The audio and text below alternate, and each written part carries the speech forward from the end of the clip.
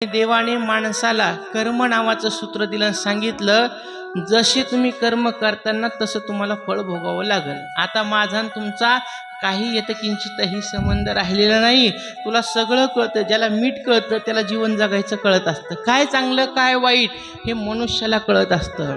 आणि तुम्हाला सांगू का, याचा त्याचा दृष्टांत देणार नाही, तुम्हाला मोठ्या देवाचा दृष्टांत देईल. केलेले कर्म कसे फेडावे लागते तर ऐका. सीता माता, प्रभू रामचंद्र हे दोघ जण साक्षात लक्ष्मी नारायण ह्या मृत्यू लोकामध्ये प्रगट झाले होते. आणि सीता मातेला शेवटच्या वेळेला पतीचा विरह का सहन करावा लागला आणि तिला पुन्हा जमिनीत का आपल्या स्वतःला संपून घ्यावं लागलं रामासमोर, तर त्याचं कारण सांगितलेलं आहे. सीता माता एक वेळेस त्या ठिकाणी अयोध्येमध्ये राहत असताना सीता माता एक दिवस बगीच्यामध्ये गेली, फिरण्यासाठी फिरायला गेली. आणि तिथं एक सुंदर पोपट, दोघं पती पत्नी बसले, नर आणि मादी दोघ जण बसलेले होते. आणि ती जी मादी होती पोपटीन, ती स्त्री गर्भवती होती आणि तिचा पती पोपट तिला रामायण सांगू लागला होता. पहा, पशुपक्षाला सुद्धा कळतं की गर्भवती अवस्थेत असताना देवाचं चरित्र ऐकावं. हे पशुपक्षाला कळत, पण आजच्या माणसाला कळत नाही. हे मोठं दुर्दैव आहे. आणि सीता मातेने ह्या दोघांचा संवाद ऐकला आणि सीता मातेला मोठं आश्चर्य वाटलं. सीता माता म्हणली, पशु येऊनीत असताना हे रामायण सांगतो आणि ही रामायण ऐकते. आणि त्या दोघांचं रामायण ते सुंदर चालू होतं. सीता माता तिथं गेली आणि तिला ते दोन्ही पक्षी खूप आवडले, नर मादी. तिने लगेच दोघाला धरलं आणि म्हणले, आता माझ्या सोबत चला. त्यांना सोबत नेलं आणि घरामध्ये नेऊन सुंदर पिंजरा तयार केला आणि पिंजऱ्यामध्ये दोघाला ठेवलं. त्यावेळेस तो नर रूपाचा जो पोपट होता तो बोलू लागला, सीता माता, तुम्ही आम्हाला ह्या अयोध्येमध्ये घेऊन आला, चांगलं केलं, पण माझी पत्नी त्या ठिकाणी गर्भवती आहे आणि मी तिला रोज रामायण सांगतो, पण आमचं स्थान हा पिंजरा नाहीये. आम्हाला नित्य आकाशात उडणं, चारा आणून आम्ही खाणं, हेच आमचं जीवन आहे. म्हणून तुम्ही आम्हाला इथं ठेवू नका, आम्हाला तुम्ही मुक्त करा. कोण म्हणला? तो पोपट. सीता म्हणली, नाही नाही, तुम्ही खूप सुंदर रामायण सांगता म्हणून मला ते रोज रामायण ऐकायचं, म्हणून तुम्हाला मी माझ्या घरात पिंजऱ्यामध्ये ठेवलेलं आहे. कोण म्हणली? सीता माता. तो पोपट म्हणला, हिला 9 मास पूर्ण होईपर्यंत मी रोज हिला रामायण सांगणार आहे. एक काम करतो ना, माझा तर ही श्रोता आहेच, म्हणून मी रोज हिला घेऊन तुमच्या जवळ येत जाईल आणि तुमच्या दोघीला मी रामायण सांगत जाईल. एक अजूक श्रोता वाढला तर चांगली गोष्ट आहे, मी तुमच्या दोघीला पण रामायण सांगत जाईल. सीता माता म्हणले, असं थोडीच, तुम्ही जर का माझ्या हातातून निष्ठले आणि नाही चाले उद्या तर मग, म्हणून मी तुम्हाला सोडणार नाही. तुम्ही दोघं जण माझ्या बंदी खाण्यातच राहा, पिंजऱ्यामध्येच राहा. त्याने सांगितलं, नाही नाही सीता माता, आम्हाला सोडा, माझ्या पत्नीच्या साठी हे वातावरण पोषक नाहीये. पण सीता मातेने सांगितलं, नाही, तुम्हाला इथंच राहावं लागेल. आणि त्या दोघा जणाला पिंजऱ्यात ठेवलं. अनेक काळ व्यतीत होत गेला. रोज ते रामायण सांगायचं, सीता माता ऐकायची, ती गर्भिणी पक्षीनं पण ती रामायण ऐकायची. आणि एक दिवस असं झालं, त्या पक्षाला असं विहार करावा असा वाटला आणि त्याला वाटलं आपल्या पत्नीसाठी काहीतरी चांगला चारा, पोषक चारा हिला खाण्यासाठी घेऊन यावा. म्हणून त्याने पिंजऱ्याचा दरवाजा उघडला आणि तितक्यात वेळामध्ये त्याने उडान भरली आणि तो गेला. आणि लगेच सीता मातेनं दरवाजा बंद केला आणि तो उंच उंच उडत गेला.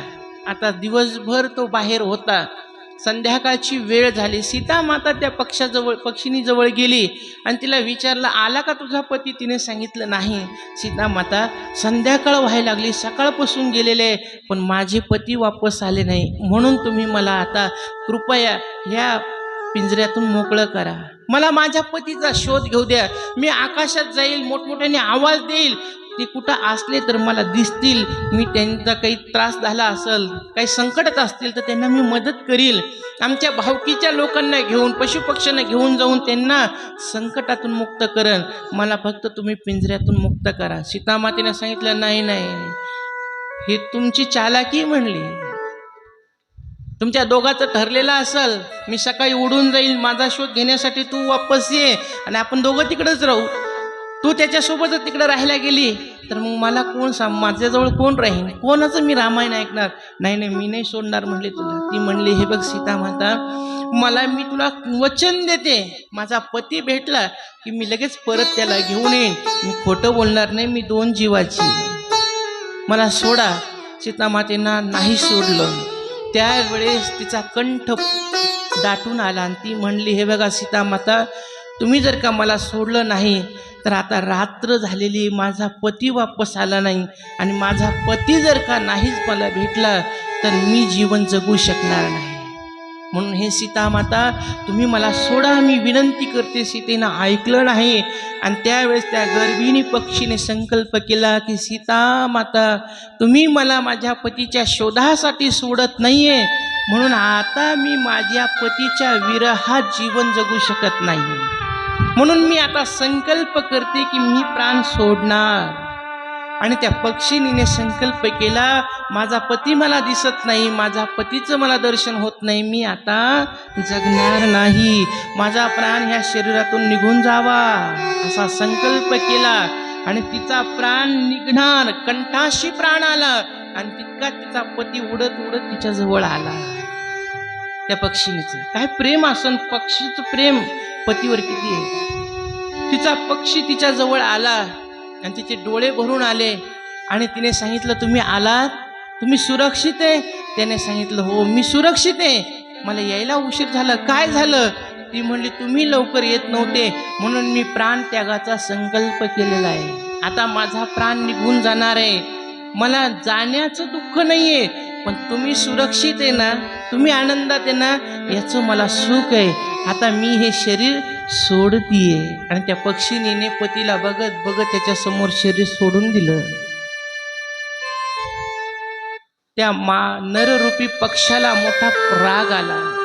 त्या नररूपी पक्षी सीता मातेला बोलायला लागला, सीता माता, माझ्या पत्नीने तुम्हाला विनंती केली असेल की मला एकदा पिंजऱ्यातून बाहेर काढा, तुम्ही जाऊन दिलं नाही, म्हणून माझ्या पत्नीला 2 जीवाची असताना आमच्या दोघांच्या प्रेमातला एक जीव तिच्या पोटामध्ये तयार होत होता, अशा गर्भावस्थेत असताना पण तिने माझ्या प्रेमामुळं मुलाचाही विचार केला नाही आणि तिने आपला प्राण सोडून दिला. आता मीही माझ्या पत्नीच्या विरहामध्ये जगू शकणार नाही, मी सुद्धा माझ्या बायकोशिवाय जगू शकत नाही, म्हणून मी सुद्धा माझं शरीर सोडणार आहे, मी सुद्धा मृत्यूचं वरण करणार आहे, पण जाण्यापूर्वी तुम्हाला एक शाप देणार आहे. सीता माता, माझ्या पत्नीने जसं गर्भवती अवस्थेत जीव सोडला, माझ्या विरहामध्ये सोडला, तसंच तुम्ही गर्भवती असताना तुम्हाला राम त्याग करेल तुमचा, आणि तुम्हाला तुमच्या पती समोर तुम्हालाही तुमचं शरीर सोडावं लागल. जसं माझ्या पत्नीने माझ्याकडे बघत बघत शरीर सोडलं, तसंच तुम्हालाही तुमच्या पतीला बघत बघत शरीर सोडावं लागल. हा माझा तुम्हाला शाप आहे. आणि त्या पक्षाने सीतेला 2 शाप दिले आणि तो पक्षी ही मरण पावला, त्याने सुद्धा शरीर सोडून दिलं. आणि ह्याच पक्षाचा शाप सीता मातेला लंकेतून परत आल्यावर गर्भवती असताना माझ्या रामचंद्राने धोब्याचा ऐकून तिचा त्याग केला. सीता मातेने लव अंकुशाला जन्म दिला. नंतर कालांतराने वाल्मिक ऋषीकडून बातमी कळाली, ती सीता माता पुन्हा आली, अग्नी परीक्षा घेण्याचा पुन्हा निर्णय झाला. आणि त्यावेळेस त्या ठिकाणी सीता माता अयोध्यामध्ये आली आणि सीता मातेने सांगितलं, आता मला जगायचं नाही. प्रत्यक्ष रामचंद्रासमोर ती जमिनीमध्ये समाविष्ट झाली. केले कर्म झाले, त्याची भोगा आले, उपजले मेले ऐशे किती. देवाधिकाला जर का कर्म चुकले नाही तर तुमचे आम्ही कोण झाडाचा पाला आहे. म्हणून या जगात देवाने कर्म नावाचं सूत्र दिलं आणि सांगितलं, तुम्ही जसे कर्म करता तसे तुम्हाला भरायला भेटल. जगामध्ये कर्मच जीवनाचं सार आहे. नुसतं बोलण्याने देव भेटत नाही, तदनुसार आचरण करावं लागतं, तेव्हा देव भेटत असतो. बोले तैसा चाले, त्याची वंदावी पावले. मनस्य एकम वचस्य एकम कर्मस्य एकम महात्मनः. मनस्य अन्यत् वचस्य अन्यत् कर्मस्य अन्यत् दुरात्मनः. जो बोलतो एक, सांगतो एक, करतो तिसरं, त्याला दुरात्मा म्हटलेला आहे. जो बोलतो तेच करतो आणि जे करतो तेच लोकांना सांगतो, त्याचं नाव आहे महात्मा. म्हणून हे सुंदर जग निर्माण केलं, त्याच्यामध्ये तुम्हा आम्हाला सगळ्याला जन्माला घातलं आणि तुम्हा आम्हाला सगळ्याला जीवन जगण्यासाठी एक सूत्र देवाने दिलेलं आहे.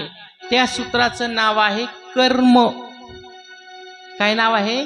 कर्म. आणि असे कर्म 3 प्रकारचे. पहिले आहे नित्यकर्म. नित्यकर्मामध्ये सांगितलं, आपण रोज सकाळी उठल्यावर सुंदर असणाऱ्या आपल्या हाताचं दर्शन घ्यावं. कराग्रे वसते लक्ष्मी, करमध्ये सरस्वती, करमूले तू गोविंद, प्रभाते कर दर्शन. समुद्र वसने देवी, पर्वतस्तन मंडले विष्णुपत्नी, नमस्तुभ्यं पादस्पर्शम क्षमस्व मे. पृथ्वीचं दर्शन घ्यावं. नंतर सगळ्या देवतांचं स्मरण करावं. बहिर्दिशेला जाऊन यावं. सुंदर स्नान करावं. स्नान झाल्यावर देवतांचं पूजन करावं, स्वाध्याय करावा, मंदिरात जाऊन दर्शन करावं, आई वडिलांचं दर्शन करावं आणि मग आपल्या कामाला बाहेर पडावं. संध्याकाळी घरी आल्यावर हातपाय तोंड धुवून पहिले देवाचं दर्शन करावं, माता पितांचं दर्शन करावं, भोजन करून परिवारासहित आनंदाने राहावं. याला म्हटलेलं आहे नित्यकर्म. दुसरे आहे निषिद्ध कर्म. ते माणसाने कधीच करू नये. द्यूतंच मासंच मदिरांच वैश्य, मरेगार्थ चोरा, परदारा सेवा, एतानी सप्तानी व्यसनानी लोके, घोराती घोरम नरकम नयंती. या काम क्रोध लोभा माझे जीवे जीव होय उभा, तो निरेपुरीची सभा सन्मान पावे. जर का ह्या व्यसनातलं एकही व्यसन माणसाने केलं तर तो यमाचा पाहुणा प्राणी होय असं होत असतं. काही निमित्तिक कर्म सांगितले. देवांच्या जयंत्या साजऱ्या करणं, त्याच्यामध्ये आईवडिलांच्या पुण्यतिथी साजरं करणं, याला निमित्तिक कर्म म्हटलेलं आहे. आणि जे देवाचं दुसरं रूप आहे, सोप्या भाषेत सांगायचं म्हणलं तर माऊलीने सांगितलं सर्वा घटी राम. पुढे काय आहे? देहा देही एक. फक्त म्हणापुरतं आहे. फक्त म्हणापुरतं आहे. रोज सकाळ संध्याकाळ आपण सगळेजण हरिपाठात म्हणतो सर्वाघटी राम देहादेहिक सूर्यप्रकाश सहस्र हरिमुखे म्हणा, हरिमुखे म्हणा. पुण्याची गणना कोण करी? पुण्यालाच माहिती काय गणना करायची. तर आपण असं नुसतं म्हणतो, पण भागवताला आल्यावर, शिवपुराणाला आल्यावर थोडी तरी जागा शिल्लक ठेवतो का आपण बाजूला बसणाऱ्याला? नाही. थोडं जरी त्रास दिला, सरक माग आली मागून बसली माझ्याजवळ येऊन, थोडंसं पण आपण लोकांचा त्रास सहन करत नाही. आणि इकडे तर हरिपाठामध्ये रोज म्हणतो सर्वा घटी राम देहादेही एक, म्हणतो की नाही?